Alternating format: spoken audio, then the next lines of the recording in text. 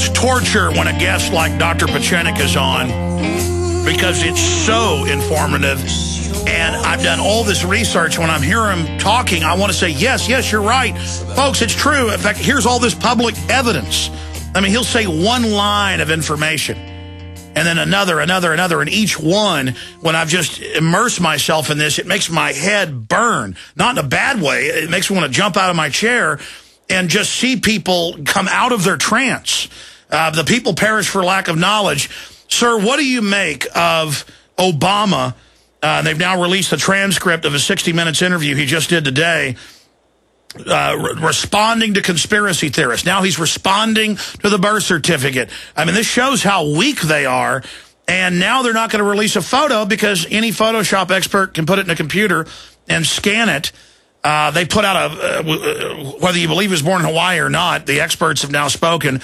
The birth certificate has been altered. Did they do it on purpose to make the debate continue? I don't think so. Well, I mean, let's get it straight. What happens when you attack the government, whether it's under Bush Jr. or Obama, and you're seeing Obama use it, but he's not as effective as Bush Jr. was, because Bush Jr.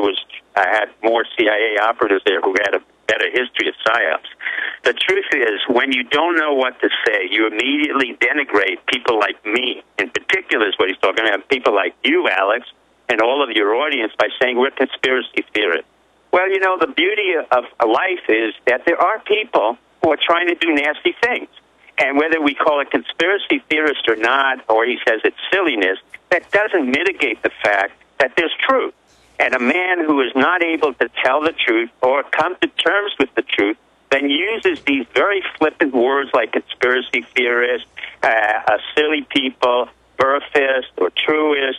These are code words in order to make sure that you're put into a corner where you can't say anything and you're categorized. That's a very easy way to delegitimize you in psychological warfare. But unfortunately, the president really is not very smart. Contrary to his own self-esteem, and they're going to listen to this in the White House, he's not very bright. And I'm saying that because he never really had an education in psychology. He never really had an education in the real world, how it works, other than the political world of corruption, deception, denial, and lie. But he doesn't really know how to effectively use it. More importantly, neither do anybody around him. That's why the storyline and this atrocity and ridiculousness, if you want to talk of the president's own word, silliness, of the body of Osama Bin Laden that's been dead for 9 years, but he can't show you a picture of it, is so absurd, it flashes back to him. It's what we call a blowback. The president now is desperate. Well, that's what I'm saying, sir. Doctor, I got to stop you again. I got to stop you because this is I'm having an epiphany here. Exactly. I think this proves what you're saying. They've got the power, but they've been immersed in their lies so long that they're the ones that are delusional. Didn't they know claiming they threw him in the ocean would make people not believe him? Don't they know not releasing a photo is the prima facie evidence? I mean, they look so guilty. My dear friend Alex, let me tell you something about you and the American public. We're a lot smarter than our politicians. This is not being grandiose. I'm just telling you. The American public has to understand that we, the American public, are a lot smarter than our politicians because, number one, we understand real life. Number two, we're used to television shows. Number three, we have silly movies.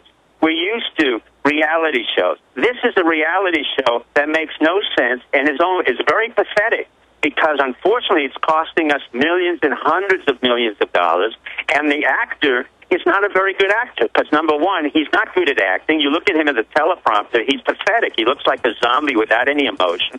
Secondly, he really has no intellectual capacity to analyze or question what really is happening, despite the fact he said he's from Harvard Law, very Harvard Law. Well, that doesn't make for a very effective president or a good person. Another BS-filled lawyer. Stay there, Dr. Pieczenik, back in 60 seconds.